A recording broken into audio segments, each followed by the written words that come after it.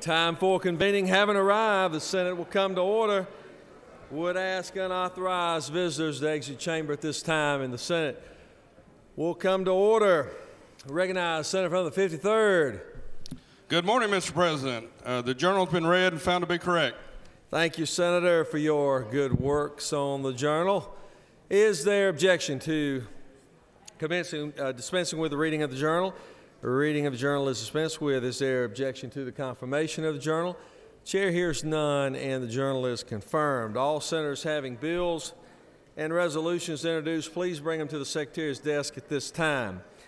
First reading in reference of Senate bills and resolutions. Senate Bill 66 by Senators Stone of the 23rd and others. A bill to be entitled an act to amend Title 15 of the OCGA relating to court. Judiciary. Senate Bill 67 by Senators Henson of the 41st and others. A bill to be entitled an act to amend Part 1. Finance. Senate Bill 68 by Senators Ligon of the 3rd and others. A bill to be entitled Education. an act. Senate Bill 69 by Senators Murphy of the 27th and others. A bill to be entitled an act to amend Chapter 4A of Title 49 of the Judy OCGA. non-civil. Senate Bill 70 by Senators Gooch of the 51st and others. A bill to be entitled an act to amend Article 4. Transportation. Senate Bill 71 by Senators Hill of the 32nd and others. Transportation. Senate Resolution 59 by Senators Ramsey of the 43rd and others. A resolution. Judiciary non-civil. Senate Resolution 70 by Senators Hill of the 32nd and others. A resolution. Rules Committee. Senate Resolution 71 by Senators Hill of the 32nd and others. Rules. Senate Resolution 72 by Senators Hill of the 32nd and others. Finance. Senate Resolution 73 by Senator James of the 35th. Transportation. Through with the order, Mr. President. It's now time for, or clerk, do we have standing report? Yes. Clerk will read reports of standing committees. Mr. President, the Senate State and Local Governmental Operations Committee has had under consideration the following legislation and has instructed me to report the same back to the Senate with the following recommendation: that Senate Bill 25 do pass by substitute, Senate Bill 26 do pass, Senate Bill 27 do pass, Senate Bill 29 do pass, Senate Bill 30 do pass, Senate Bill 31 do pass, Senate Bill 32 do pass. Respectfully submitted, Senator Ligon of the 3rd. Through with the order, Mr. President.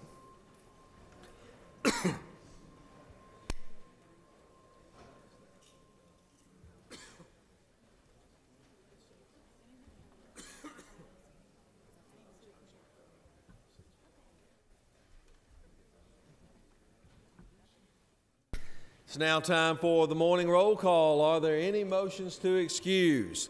Senator from the 56 is recognized. For business outside the Capitol. 21st, without objection, the senator from the 21st will be excused. Chair recognizes the senator from the 34th.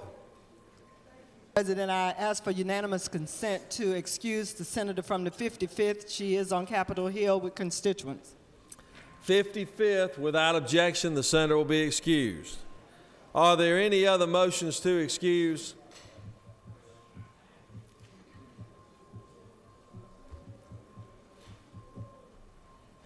Senators, please signify your presence by voting the yea switch. The Secretary will unlock the machine. Morning roll call.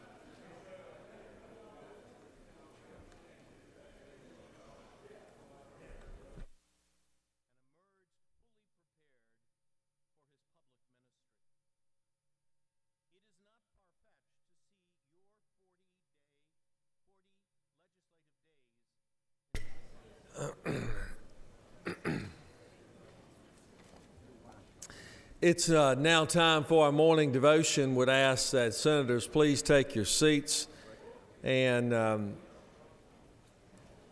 we would prepare the chamber for our morning devotion.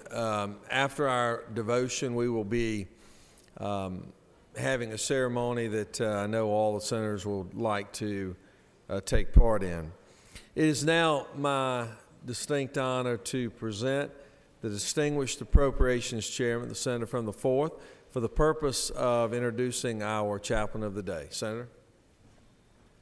Ladies and gentlemen, if you join me in the pledge, please. I pledge allegiance to the flag of the United States of America and to the republic for which it stands, one nation, under God, indivisible, with liberty and justice for all. And to the Georgia flag. I pledge allegiance to the Georgia flag and to the principles for which it stands, wisdom, justice, and moderation. Thank you very much, Mr. President and members of the Senate. This is a very special day today on National Guard Day as we think about those folks who are servant leaders in every sense of the word and serving around the entire world. Our chaplain this morning is an unusual individual in that he had a military career as a platoon leader and a member of the Army and the National Guard before he became a chaplain. And which I think makes him certainly fully qualified to relate to the men and women of those that he serves. Chaplain Major Blair Davis is a native of DeKalb County. Joined the Army and was commissioned as second lieutenant. Became a platoon leader in the 108th Army at Cedartown, and when he joined the National Guard, had a deployment to Bosnia. Came back and in 2004 earned his master's in biblical studies and was federally commissioned as a chaplain in 2007. He lives today in Ball Ground and is married to Rebecca, and they have 3 girls. Please welcome our chaplain of the day, Blair Davis. Thank you, sir. Good morning, Governor Cagle, Chairman Hill. It's truly an honor to be here today. I would ask that you attentively listen to me this morning as we hear the message of the Lord. And I'll be reading from Psalms 46, verses 1 through 3. And the passage reads as follows: God is our refuge and strength, a very present help in trouble. Therefore we will not fear, even though the earth be removed, and though the mountains be carried in the midst of a sea, though its waters roar and be troubled, though the mountains shake with its swelling. The title of the message this morning is, How Can I Be Confident in Times of Distress? I think that's kind of an appropriate message this morning. What are we to do when the enemy is about to overpower us and everything looks stacked against us? That is the problem that King Hezekiah had as the Assyrian army marched towards Jerusalem. As the Assyrians marched southward through Syria and Israel, fields white with grain, fruit, green with vegetables, and gold grain lay before them. Behind them lay the land bare, trodden down and burdened. Before them were cities strong and sturdy. Behind them they left only the blackened smoke of ruins. As they marched onward to Jerusalem, Hezekiah was biting his fingernails. But with his spirit lifted by the message of the prophet Isaiah, Hezekiah refused to comply with the Assyrians' demand. God would be his refuge, which means a place of shelter. This psalm teaches us 3 things. First, when we are in a treacherous place, we need a superior shelter. Many places that are more susceptible to windstorms will have storm cellars. These are dug in the ground for protection from the storm. As a shelter, it is superior to a normal residence. In the perilous circumstances of our life, we need superior protection. No wonder the psalmist said, God is our refuge. Second, when we are in a tight place, we need a strong shelter. God is not only our refuge, but also our strength, a very present help, not a distant help. The word trouble here refers to a tight place. The tight places we find ourselves in can become a breeding ground for God's strength to be demonstrated. I would speculate that in these tough times that we need to truly rely and lean on God now more than ever in the tight spot that we are in our nation and in our state. And we can also look back to 3 Hebrews that were in a fiery furnace if you want to reflect back on that. Third, when we are in a threatened place, we need a secure shelter.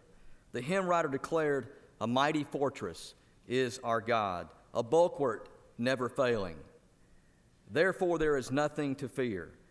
The enemy will send his threats, but in our Lord God, our refuge is superior and strong." Take comfort in these words. I would ask that you please stand as I pray. Heavenly Father, we are gathered here today to seek your blessing on the state of Georgia. We ask your blessing to rest upon Governor Deal, Governor Cagle, and each member of the House and Senate. Provide them with wisdom. Enable them to discharge their duties with excellence and integrity. Skillfully guide their minds and hands. May they lead well in all affairs. And remember that you and you alone allowed them to be entrusted with these great duties and responsibilities. Preserve and protect the freedom of this great nation and the state of Georgia. May we always have a strong, vigilant defense that stands ready to preserve this great republic. Watch over and protect our soldiers and airmen who are down way. Be with their families. Give them the peace that only you can provide. We pray this now in your precious holy name. Amen.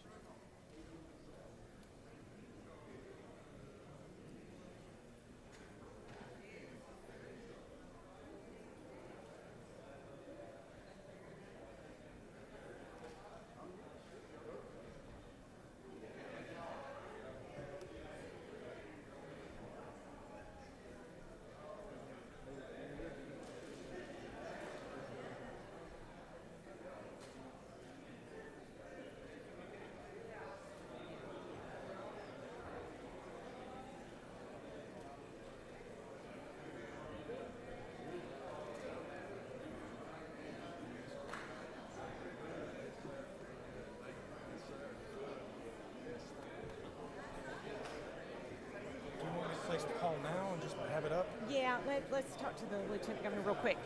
The House Bill 114,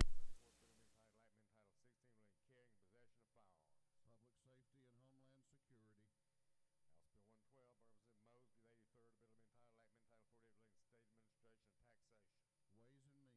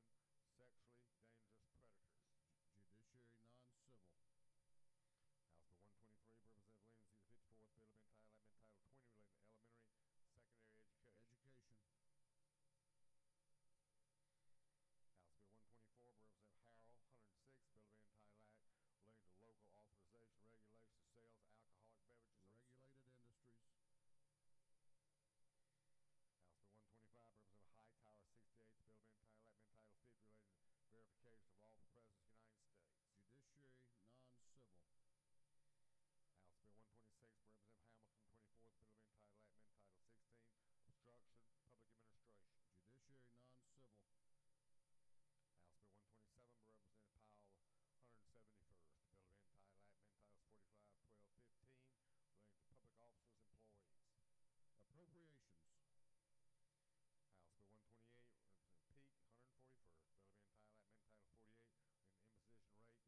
A little bit later, we got. House Resolution 71, Representative Battles, 15th,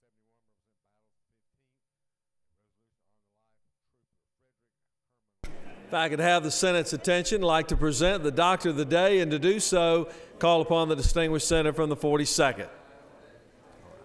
Thank you, Mr. President. I'm pleased to introduce Dr. Diane Heath, who has been the Doctor of the Day before, perhaps multiple times. Several times. We're glad to welcome her back. She's a staff physician at the Georgia Tech Health Services and is board certified in internal medicine. She earned her medical degree from the Medical College of Georgia and completed her residence at George Washington University Medical Center, which I'm sure was exciting. She received honors from Phi Beta Kappa, who's who among students, Alpha Epsilon Delta, and was voted one of the top doctors in America. She's also a member of numerous medical societies, and we're pleased to welcome her back today. No, all right. Thank you. Yeah, if you want to. Good morning. I'm very happy to be here today, and if there's anything I can do for you, please come see me in the clinic, and I want to take this time just to thank you for your hard work and your service to our state. Thank you. Thank you. State Court of Putnam County,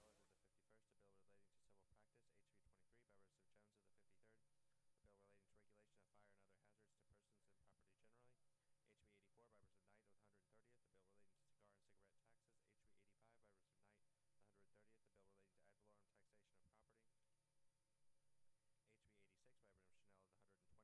and the Clerk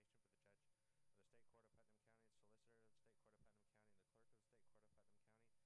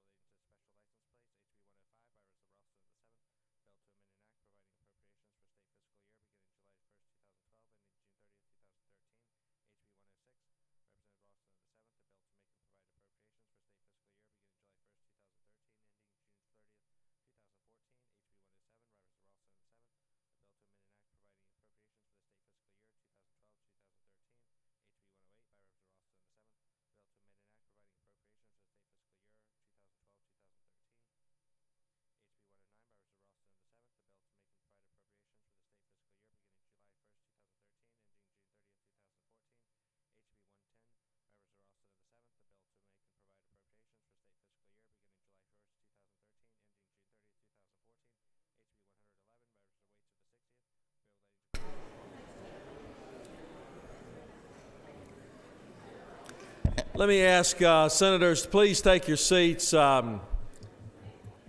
We have a great treat and a great honor for each of you, and would ask senators to please take your seats at this time.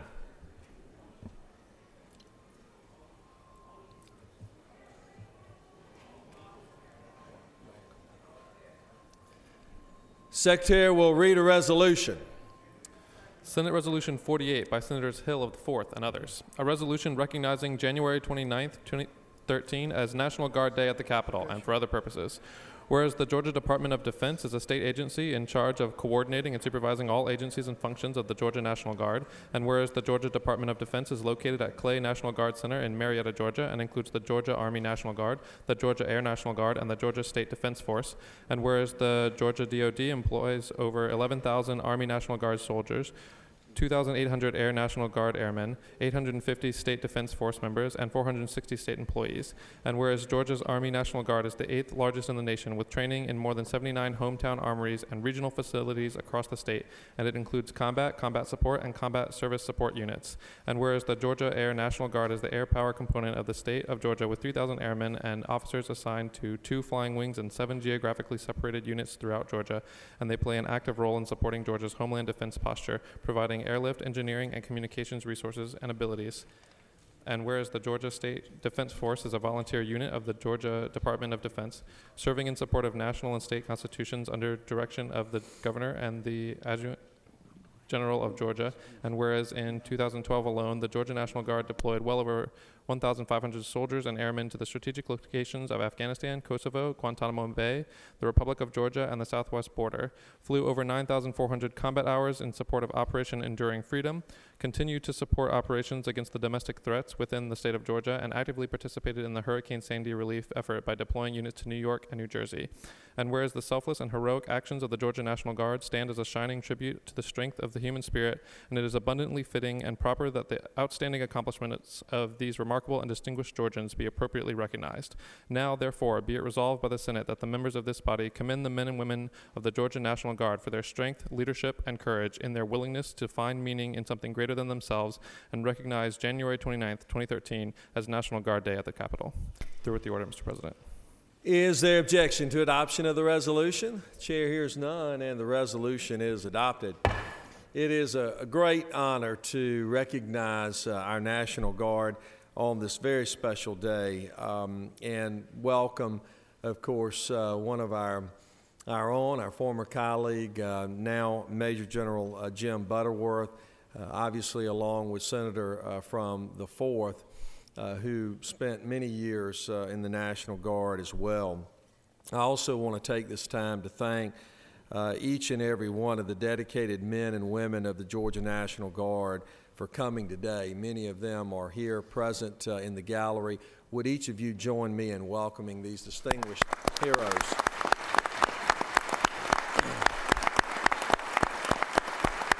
Right.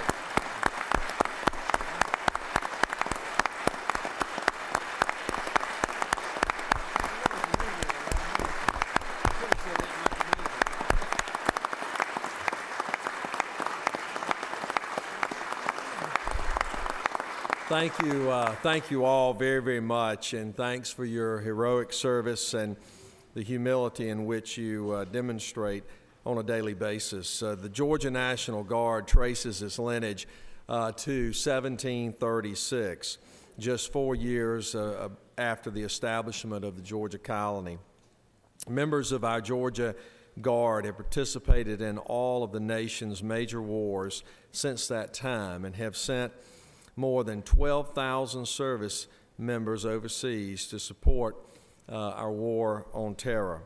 I would also like to commend the Georgia National Guard for making great strides in improving Georgia's young people through their Youth Challenge program. Many of those students are present as well. Would you please stand and allow us to recognize you, members of the Youth Challenge program.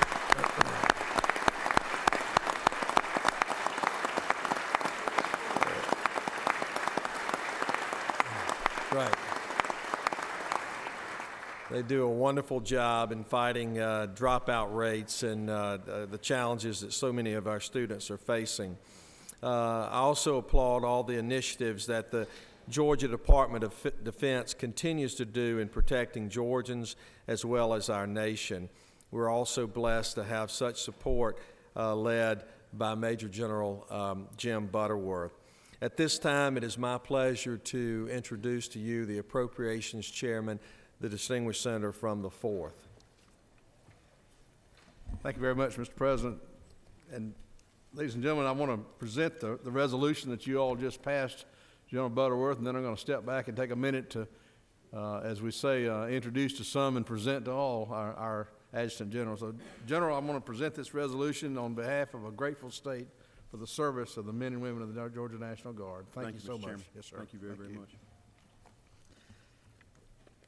As I said, for those of you who know Jim, maybe introduction seems a little bit over the top, but for those that we've got a lot of new members, so let me just take a second to tell you what a distinguished career he's had, because if there's such a thing as a citizen soldier, I think it describes Jim Butterworth and his service not only to his country, but to his state and to his community as well. By the way, he commands 15,000 personnel. And Georgia is one of the states, as he will probably tell you, that has grown in strength in the National Guard simply because we've got a state that supports the Guard, and they're able to recruit new members of the Guard in our state, unlike a number of other states as well. He also has some 500 state employees that he serves with as well. His career in the military included flying that C-5. If you ever seen a C-5 take off, it's like seeing a house take off. It's an incredible thing just to watch that happen. Of course, he spent some time in the 116th down in Warner Robins flying B-1 bombers. Has accumulated between Delta and all of his flying activities some 11,000 flying hours. I don't know how much you know about flying hours, but 5,000 is considered a lot, and he's more than twice that amount. The service to his community, though, again, locally as a county commissioner, and he had an outstanding career there.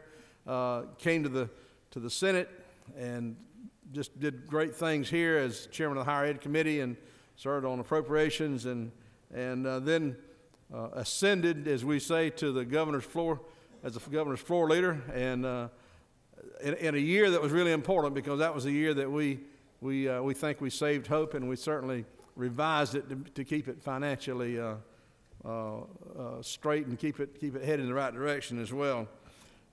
As he was named Adjutant General, he's had a great record of getting out and seeing the troops and really bringing the community in and being sure that everybody understands the mission of the Guard. And I just want you all to know that we're proud of Jim Butterworth as an outstanding general and an outstanding leader of the Georgia Guard, an outstanding former senator, but more than that, a great person and one of our own. General Butterworth.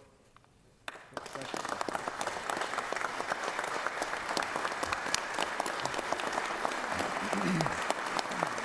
Way too kind.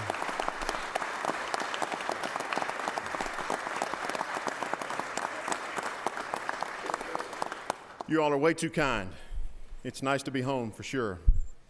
I have a couple of things I want to do, and I'll go ahead and tell you right up front, it's all about bragging on our organization. We have an incredible organization. The way I'm going to do that bragging is by introducing a couple of these folks behind me and then telling you a little bit more about our team. General Tom Moore is our Air Assistant to the Adjutant General for the Air Guard. Under his command, our 165th Airlift Wing down in Savannah is currently deployed in Afghanistan. They'll be home soon, and we look forward to that return. The 116th Air Control Wing down at Warner Robins has just won their 16th Air Force Outstanding Unit Award. They know what they're doing, and it's all about the team. Behind me is General Joe Girard. He is a 20-plus year veteran of active duty service in the Army.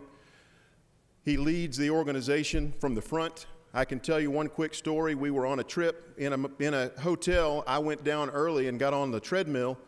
I was rather proud of myself just that I did that in and of itself. And as I was on the treadmill, you know, you can set the speed, and I set mine at about 6.5. I think I may have topped out at about 7 miles an hour, he came and got on the treadmill right beside me, and immediately he said, "Good morning," very few words, and started running, set it right to 8.5. So 8.5 miles an hour is where he starts. And I will tell you that the three of us, I wouldn't use the word compete, but we participated in the half Ironman over in Augusta, and we were honored to be able to do that. So you have a great team right here. Under General Girard's command, we have continued to be #1 in the country in medical readiness. 91.7% was the highest rate. 91.7% of the Army and National Guard was ready to deploy at any time. That's not only the #1 in the country of 54 National Guard organizations, but it's the highest in history of any Army National Guard organization. That's a pretty big accomplishment, and I can...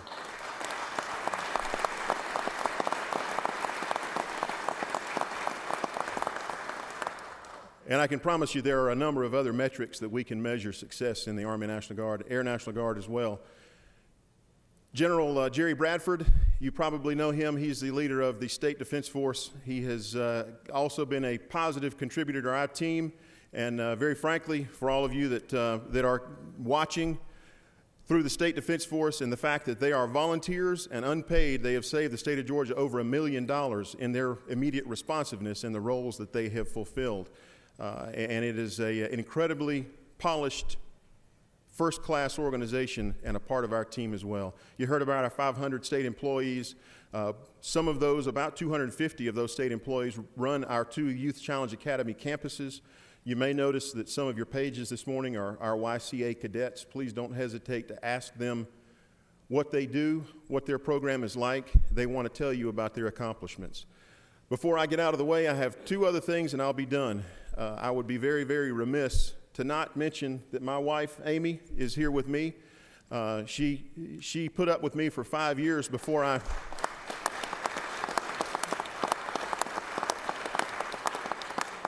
Before I asked her to marry me, she put up with me for 5 years, and it's been 17 years of marital bliss ever since. So I'm not sure that she would agree with that in whole, but perhaps in part. So she's a blessing to me and also to our team.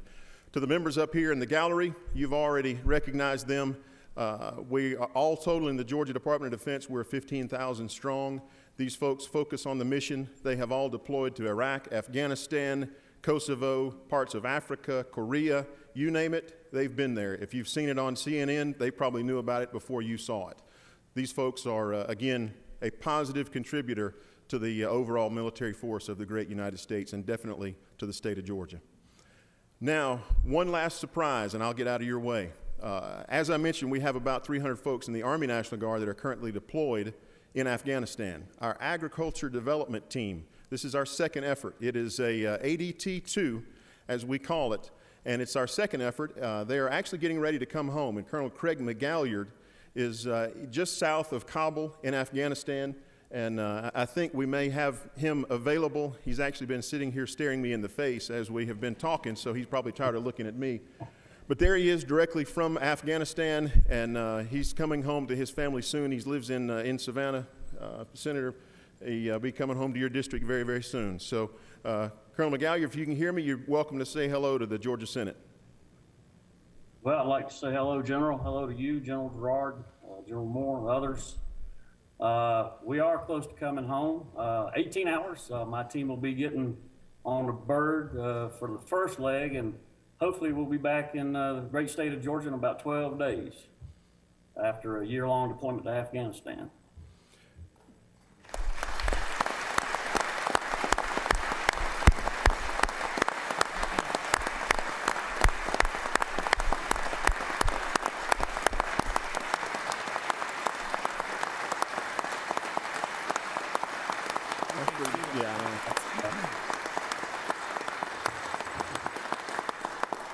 You're getting a standing ovation, Colonel. I apologize that you can't see them, but apparently they're pretty darn proud of you, and we are as well. Well, sir, I'm proud of the team that we put together. Probably with the exception of my sergeant major and myself, they were all volunteers. We volunteered because we commanded the unit, but I can tell you that we had our casing of the colors today, and the 173rd Airborne Brigade Combat Team task force commander was there. He's who we work for over here. And without exception, the Georgia Guard has been part of the 173rd team. And major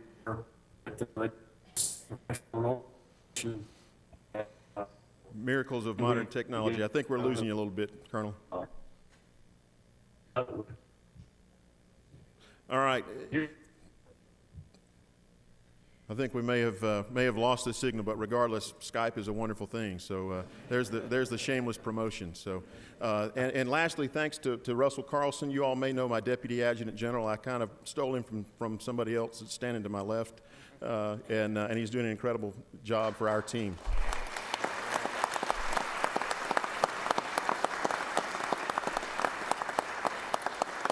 Mr. President, thank you very, very much for this opportunity. Great. Join me in welcoming once again and thanking our National Guard. Clerk will read the caption to a group of privileged resolutions. The clerk will read. First resolution is an invitation resolution being read for the first time today and referred to the Committee on Rules. Resolution by Representative Gordon, 163rd, recognized commending St. Joseph's Candler Health System of Savannah, Georgia, inviting President and CEO Mr. Paul Hinchy to be recognized by the House of Representatives. Resolution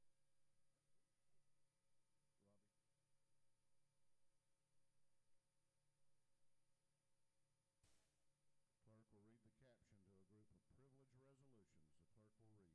Georgia Golden Trail, inviting representatives. Georgia Golden Trail to be recognized by the House of Representatives. Bills being read for the first time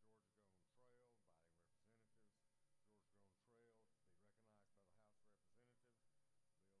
today and for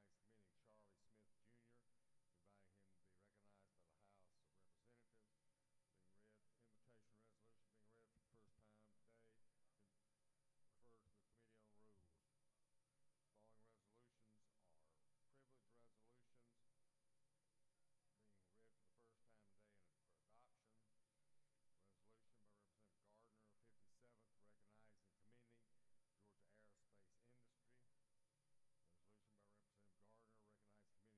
This is a read.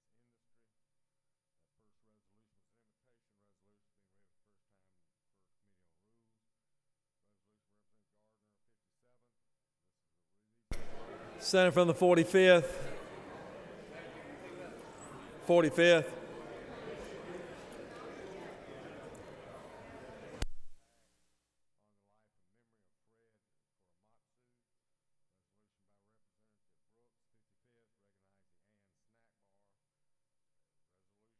by Representative Brooks, 55th, recognizing Ann Snack Bar. Resolution by Eugene Patterson. Resolution by Representative Brooks, 55th, on the life and memory of Walter Lee Hill Jr. Resolution by Representative Brooks, 55th, on the life and memory of Antonio Horn Jr.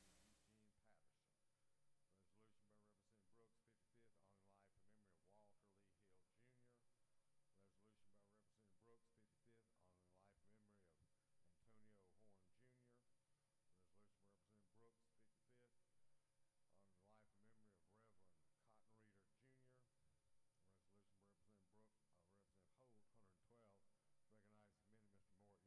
Reverend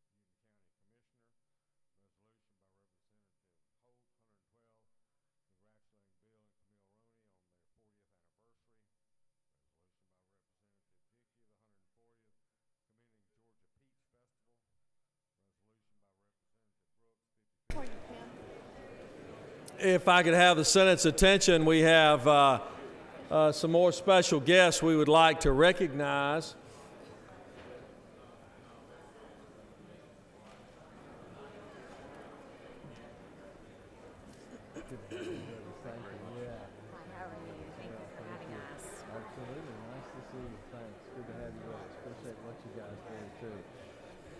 Secretary will read a resolution.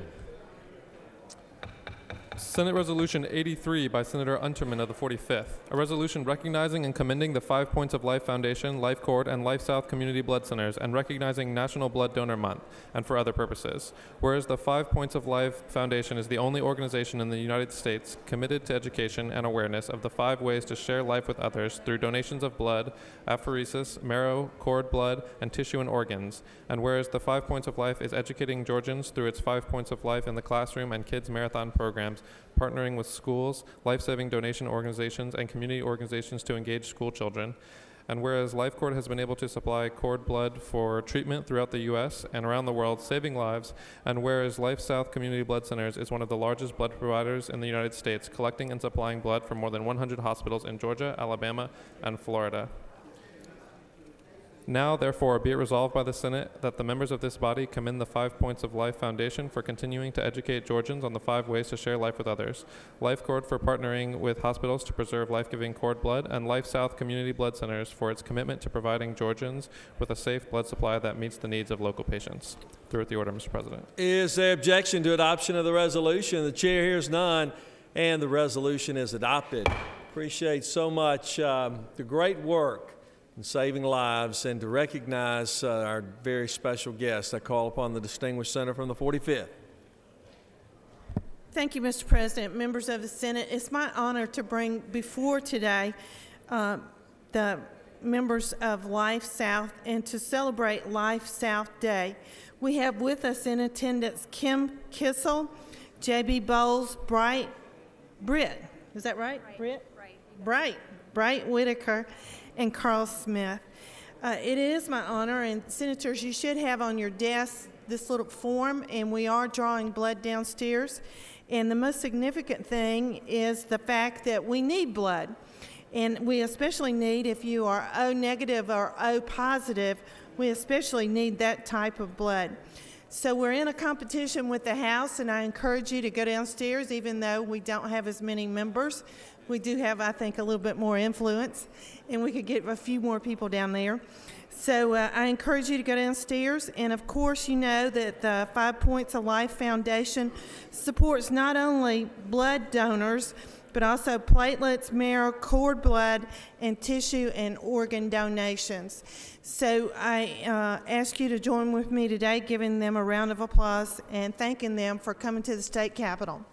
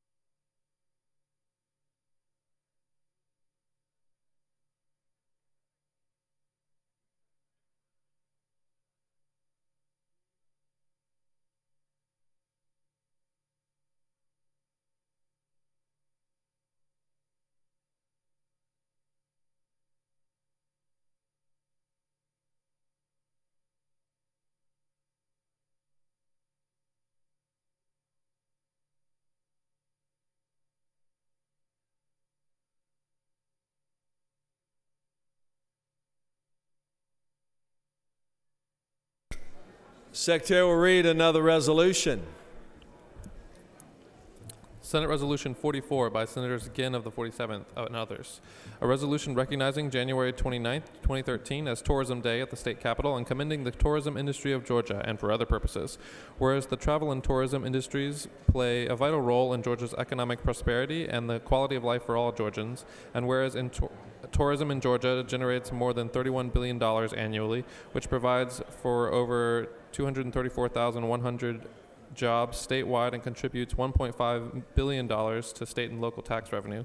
And whereas in 2002, the Tourism Development Alliance of Georgia was founded to increase awareness of the tourism industry as a strategic economic development engine essential to Georgia's economy. And whereas the contributions and efforts of the professionals working in the tourism industry to increase travel to and throughout the state and stimulate economic growth are applauded. Now, therefore, be it resolved by the Senate that the members of this body recognize the tourism industry as critical to the economic vitality of the state of Georgia and declare January 29th, 2013 as Tourism Day at the state capitol. Through with the order, Mr. President. Is there objection to adoption of the resolution? The chair hears none, and the resolution is adopted. We appreciate so much those in tourism and what it means as an economic engine for our great state.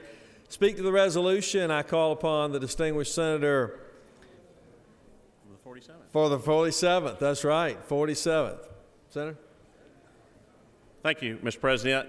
You know, it gives me great pleasure today to follow General Butterworth. If you want to see the world, join the Guard. I appreciate all the efforts and the commitment that our National Guard members make and our State Guard members make. But one of the things that, you know, if you want to see Tennessee, see my senator from the 53rd. For me, I want to honor tourism in our state and what it means in Georgia. We presented the governor with a check this morning for almost $1.5 billion. It's a $30+ billion industry to the state. It's one of a clean industry in our state, and it's one of those things that it's a great honor to be the chair of the Economic Development and Tourism Committee. Thanks for having us today, Mr. President. All right, good.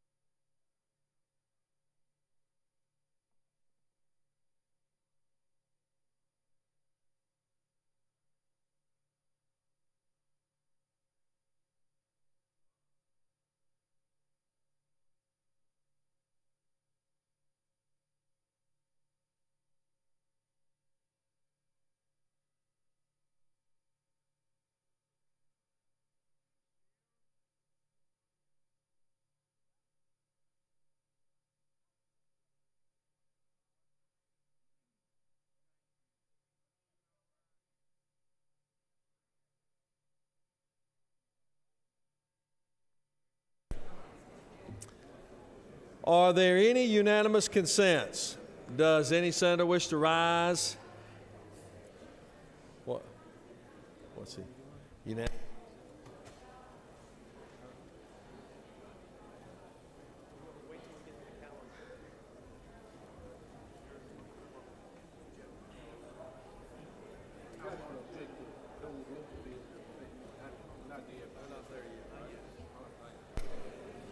Does any senator wish to rise on a point of personal privilege?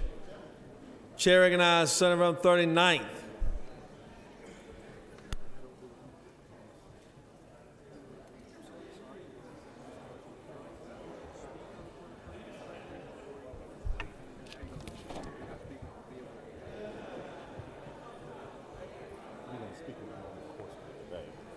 Mr. President, members of the Senate, I rise today to discuss one of the more serious issues related to the Georgia Student Scholarship Organization Program.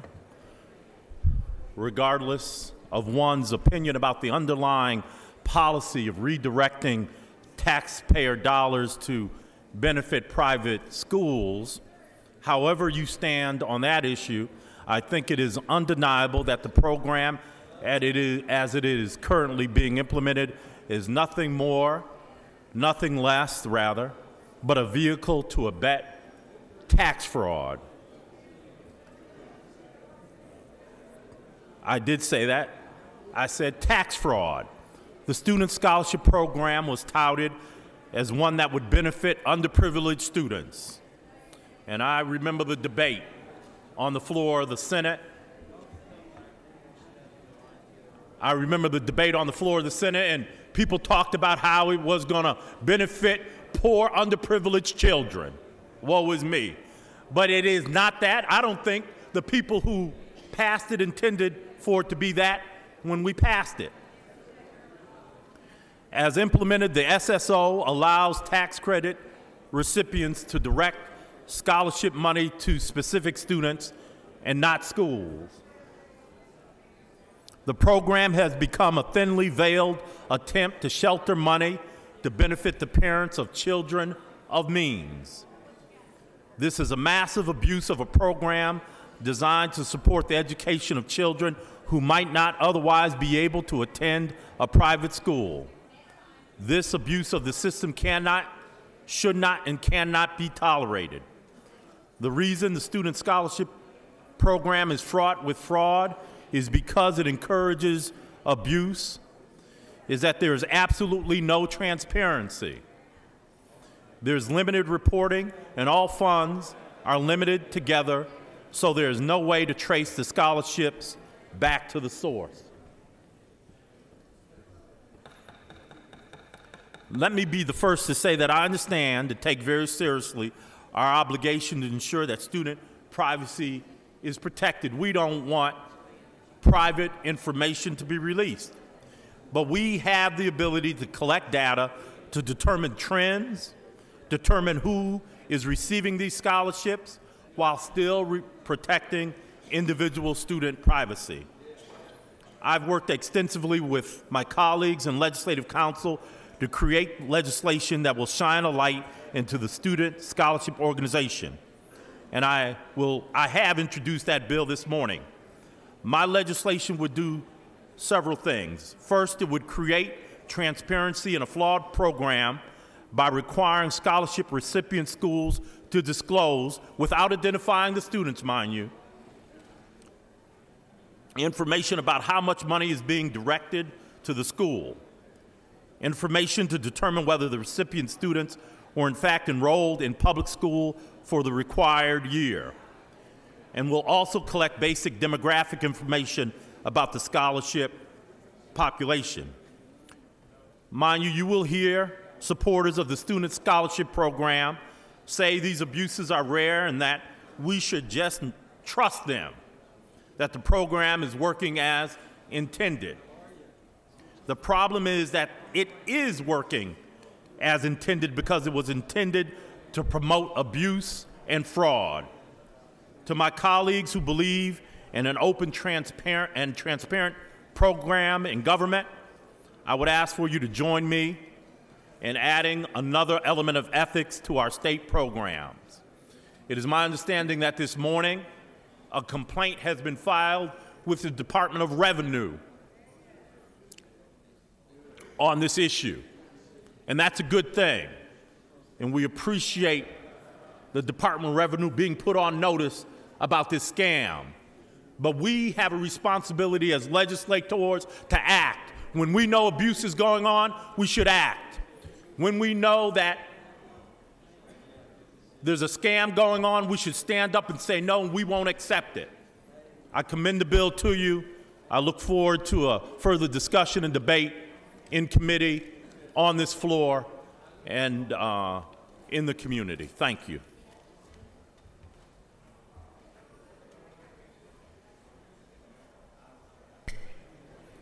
Chair recognizes Senator from the 42nd. 42nd. Point of personal privilege.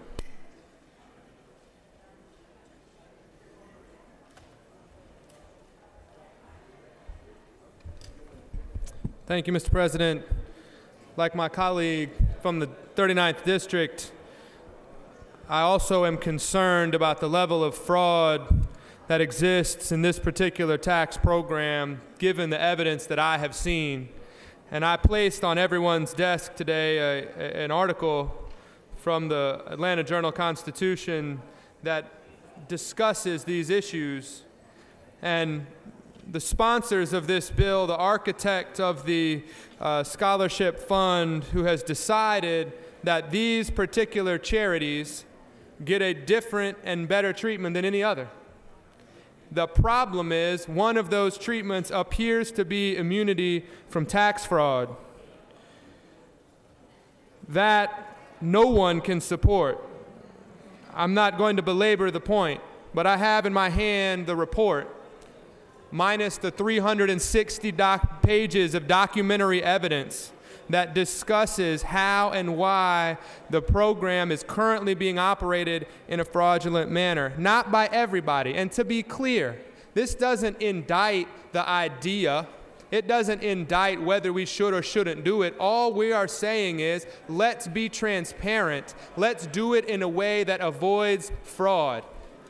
The bottom line is, even this estimate says it's only 1 out of 9 schools, but 1 out of 9 schools is tens of millions of dollars in tax fraud. That's something that we have to be concerned with. Tens of millions of dollars, there's plenty that could be done to educate our children with that money. Now, the biggest problem that I have today is there's no way for us to know or to assess as legislators or as state officials the veracity of these reports unless and until we provide some level of transparency.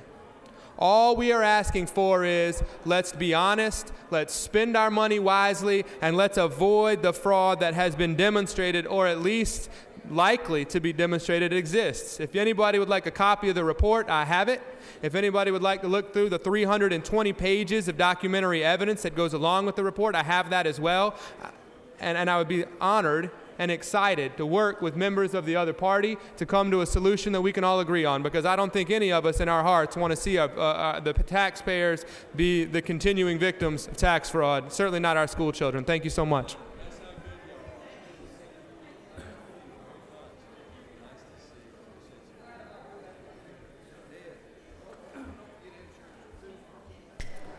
Senator from the 26th, you wishing for a point of personal privilege? Your light is on. No. Chair recognizes Senator from the 46. Please give the distinguished chairman your attention.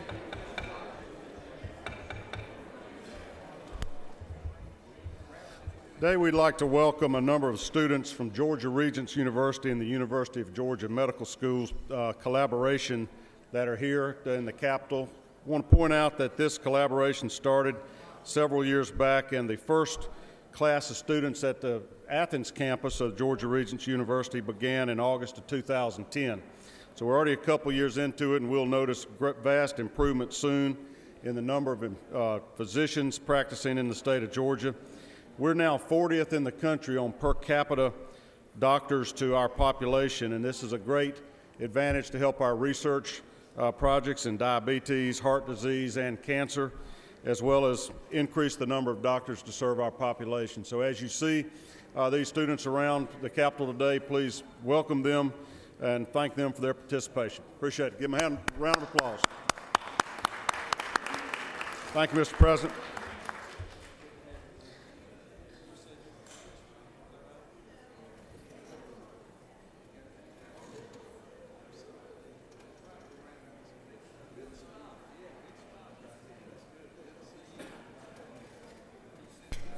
Thank you, Senator. We have a consent calendar of privilege resolutions. Is there objection to the consent calendar of privilege resolutions? Chair hears none, and the privilege resolutions on the consent calendar are therefore adopted.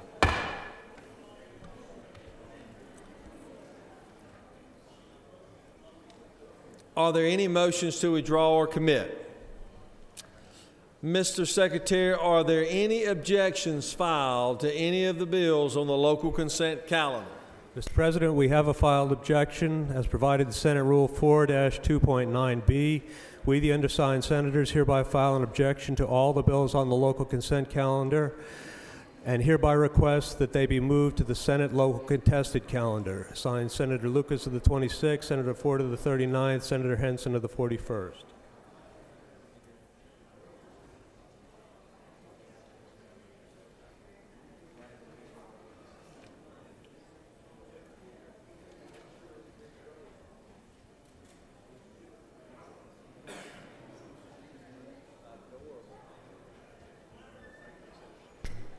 Chair recognizes Senator from the 18th.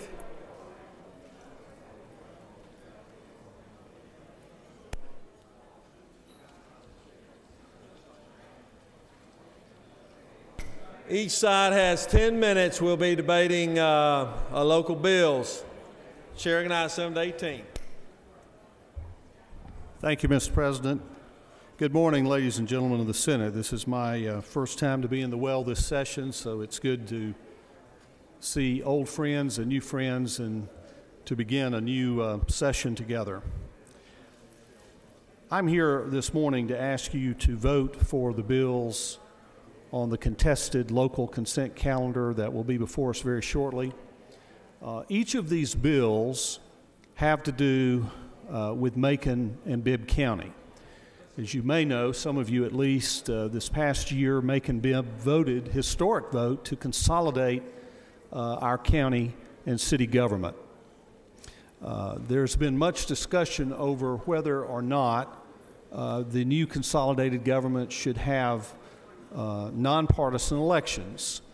I have heard personally from many elected officials in our community, from many citizens, going back to town hall meetings that were held prior to consideration of a consolidated government.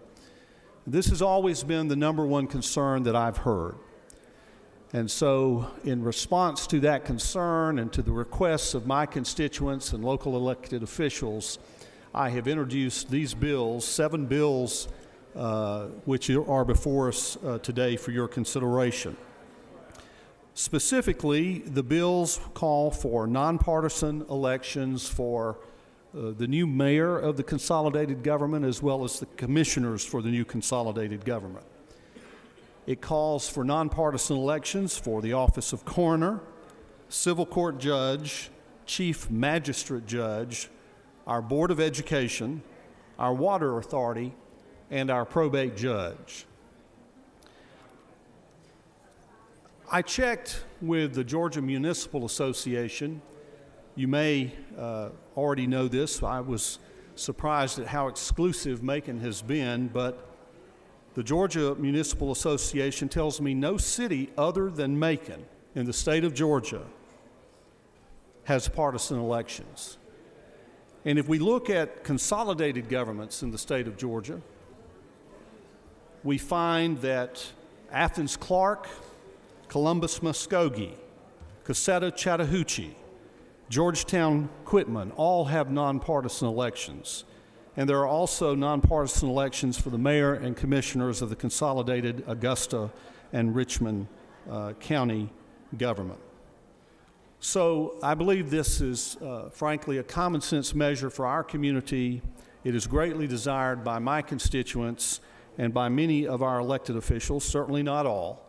I respect my colleague and friend, the senator from the 26th, who has filed the objection this morning, but I would certainly ask you to support these bills in the vote that will be taken shortly on the contested local consent calendar so that we can move our community forward as we prepare for our new consolidated government that will begin in January of 2014. Mr. President, if I have any time remaining, I would reserve that, if I may, for concluding comments. But at this time, if there are no questions, I will yield the well. Senator from the 15th wishes to ask a question. He'd be recognized for that. I do, Senator.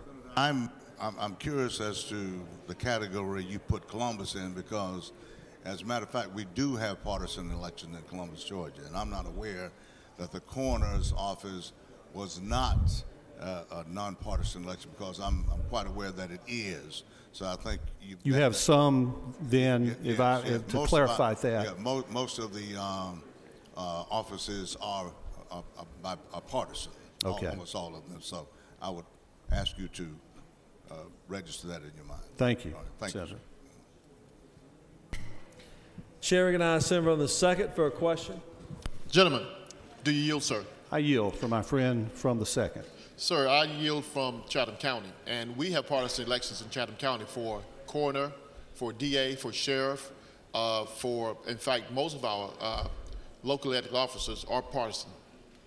for your clarification and information. Well, Senator, these bills do not impact the constitutional offices for which we are not allowed by local legislation to change from partisan to nonpartisan, and certainly some of those you referenced are on that list. And so these bills would not impact those. These bills do, however, impact those that law currently allows to be done through local legislation. And I'm aware that even in some of the communities where the mayor may be nonpartisan, or the commissioners or members of the city council may be nonpartisan, that there are still certain other offices that are nonpartisan. But in this case, I have enumerated the ones that we believe by law and local statute we can change. Yes, sir, but in Chatham County, the clerk of court and the coroner are partisan elections, and we kind of like it that way. Well, I appreciate that, Senator. I would simply say, as I've spoken with my constituents, I find people very often saying when you are in the unfortunate circumstances of utilizing the services of a coroner, you could probably care less whether that individual is a Republican or a Democrat, but hopefully it's a respected member of the community who's there to do a very difficult job under very difficult circumstances. Thank you, sir. Thank you, Senator.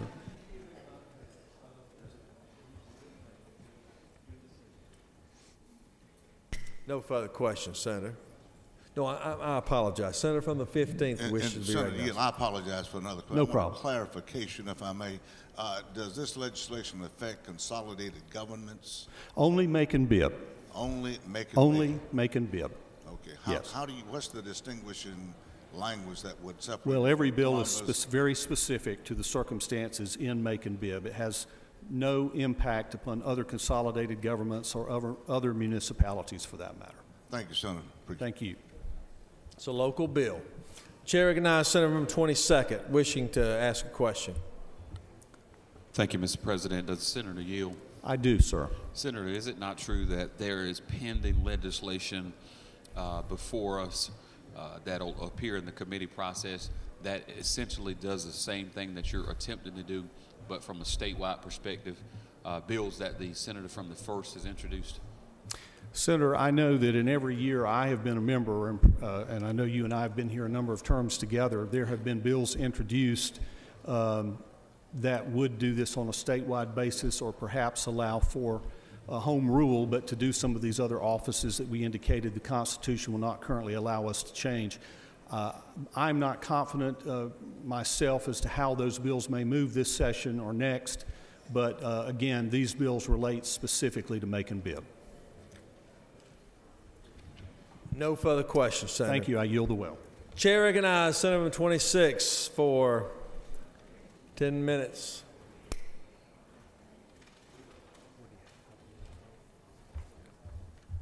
Thank you, Mr. President, and members of the Senate. My colleague and I disagree. I'm a Democrat and he's a Republican. That's just all plain and simple. And we both run as Republicans or Democrats or independents. And basically, we have a philosophy that a lot of folks understand and then a lot of folks don't. But they vote on us based on what our constituents in those districts say they like about us and what issues they like. Let me say this to you. The reason that this bill is not a local bill, because on the House side, they have a rule, House Rule 50, that says any bill dealing with pari-mutuel wagering, taxing, or nonpartisan election has to be a general bill. Now, yes, Bibb County, the city of Macon, passed a consolidated government. I was opposed to it, but it won. But it was an election. And in that consolidated government, it set up for a primary, and it was a partisan election. Now, I represent the majority of constituents in Bibb County. I live in Bibb County. The other two senators don't. That's number one. The other thing is the majority of the elected officials in Bibb County are not for nonpartisan election. They're Democrats. They're not for nonpartisan elections. Now, ladies and gentlemen, I hate to even bring a local fight to the other members of the Senate. But because of House Rule 50, and it's the only rule in the General Assembly as in the House that says that any time you deal with nonpartisan election, it has to be a general bill. So if it left here as a local bill, when it gets over there as a local bill, they won't take it up. This is a general bill. It has applications to the city of Macon and Bibb County. For instance, Payne City, which is a city within Bibb County, is not abolished. It's not abolished. Somehow they messed up and now they need my signature to abolish Payne City so it would be part of the consolidated government. Well, I've not heard from the folks from Payne City because Payne City voted against consolidated government. So here we got the entire General Assembly gonna tell local folks back at home, well, you pass it with partisan election, but we gonna pass a bill that tells you that you're not gonna even vote on it, that we gonna change what you just voted on. And that's what folks in Macon are mad about, and that's what folks in Macon are calling me about. We voted for partisan elections in a consolidated government, and now you're gonna come back and we're not gonna vote on it. You don't have anything in this bill that said you're gonna put it on the ballot and let us vote on it like we voted on consolidation. That's the reason I am opposed to it. But remember this. If you want to be independent, you can run as an independent. The General Assembly is not nonpartisan, except for special elections. We decide what side of the aisle we want to be on and what our philosophy is. And I don't see anything wrong with letting folks know who voting for you what your philosophy is and what you feel about government. I would ask you as members to vote against all of these. The first one has not been abolished. Payne City has not been abolished. The rest of them, people voted to have partisan election in a consolidated government. It listed when the primary would be, and they voted for it. This eliminates the people's vote, is what it does. Thank you very much. I will yield for any questions. Chair recognizes Senator from 39th. Will Senator yield? I will. Senator, do you think that the introduction of this piece of legislation might have something to do with nonpartisan elections favoring one party more so than the other? Do you think that might be at the root of this? Well, you know, there's no question about it. I mean, the majority of the office holders in Bibb County look like me. And they call me about it because they are not for it. But a lot of my friends voted for that consolidated government bill, but it had partisan election in it. Will the Senator further yield? Yes. Would you be surprised if I say that I would vote for a bill such as this at that moment that we make our elections nonpartisan for the state Senate and state House? Well, that'd be kind of hard to do. You couldn't get the votes in here to do that. Will the Senator further yield? I will. Would it surprise you that I agree that it's not going to happen in this body anytime soon, and we should not force it on any other body or any other office if we're not willing to do it? That is correct. Ladies and gentlemen, I thank you for your time. The Senator and I are still good friends, but we just disagree on this particular subject.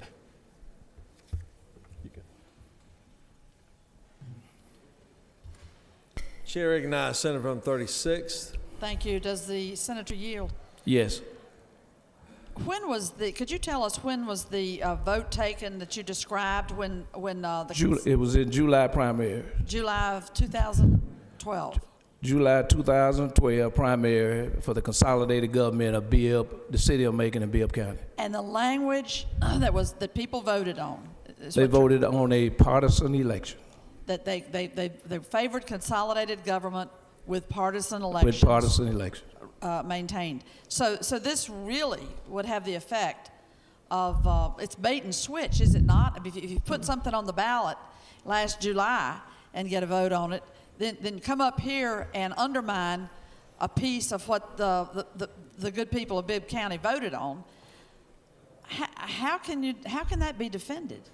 Well, you know, we can do things in the General Assembly, but I would hope that this General Assembly would not take away the people's voice in voting on whether or not they want a nonpartisan election for all of these various boards and bodies and judgeships. So isn't it true that voting to support this contesting a vote to support these bills will be a vote to eliminate the vote of the general public in Bibb County who voted for a consolidated government with partisan elections. Thank you. I don't think you could make it any clearer. Isn't it true? Thank you. Thank you. There are no other questions. I yield the will, Mr. President. Senator has yielded and the debate has been closed. The question now is on the local contested local consent calendar. You'll be voting on the local consent contested calendar. Is there objection? Agreeing the Porter Committee on State and Local Governmental Operation which favorable passage of the bill on the local consent calendar. Chair hears none. The Porter Committee has agreed to the questions on the passage of the bills on the local consent calendar. All those in favor will vote aye. Those opposed, no. And Secretary will unlock the machine.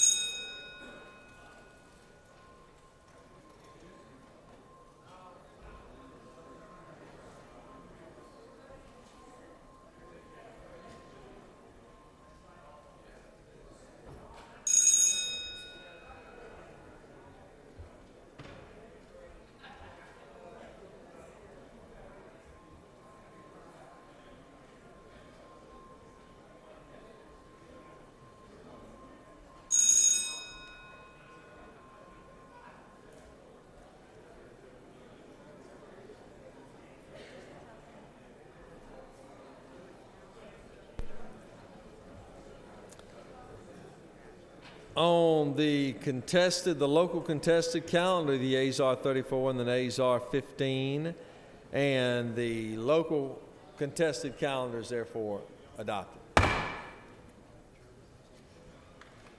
Secretary will read a resolution, adjournment resolution. House Resolution Number 50 by Representative O'Neill of the 146th, a resolution relative to adjournment and for other purposes. Chair recognizes the Majority Leader. Explain the resolution.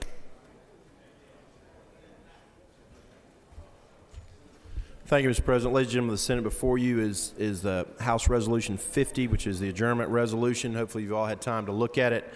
I'm not going to go through all of it. I know everyone here can read, but it's very aggressive. We're going to be very busy during February, and we've got the adjournment resolution all the way up through Day 29, Legislative Day 29, which will fall on Tuesday, March the 5th. I'll be happy to answer any questions anyone may have. I urge your positive support. No question. Yeah, I'm sorry. Senator from the no question, Senator. Thank you for your good work on the adjournment resolution. Is there objection? Without objection, the adjournment resolution is therefore adopted. Recognize the Majority Leader. Thank you, Mr. President. I move the Senate stand adjourned until Wednesday, January 30th at 10 a.m. 10 a.m. on Wednesday. Read the announcements. There will be a Health and Human Services Committee meeting at 1 p.m. in 307 CLOB, and a joint House and Senate Insurance Committee meeting in the West Tower of the Slobby Floyd Building in the 9th floor training room from 2 p.m. to 3:30.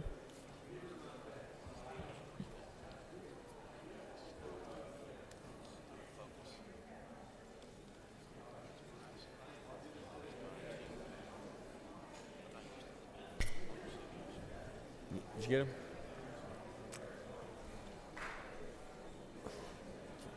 Is it just me or?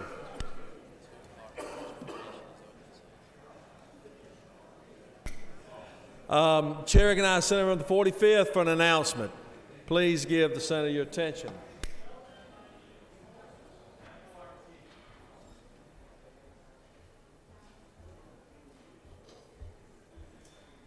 Thank you, Mr. President, members of the Senate. Last year, we got a little bit confused with the American Heart Association and Go Red for Women. We got confused because we wore our red on 2 days instead of 1 day. So I wanted to make sure this year we got it straight. We are supposed to wear our red suits and our red ties for the gentlemen, and for all the new senators, we celebrate every year Go Red for Women, but the men recognize it by wearing a red tie. So if you could please wear your red tie on Thursday, it would be very much appreciated. Thank you very much.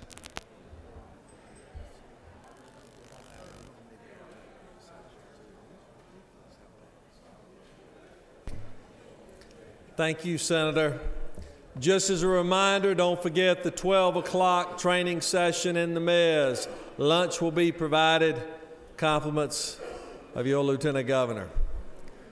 The majority leader has moved. We stand adjourned until 10 a.m. tomorrow morning. All of those in favor will say aye. All those opposed, no. Ayes clearly have it. We stand adjourned.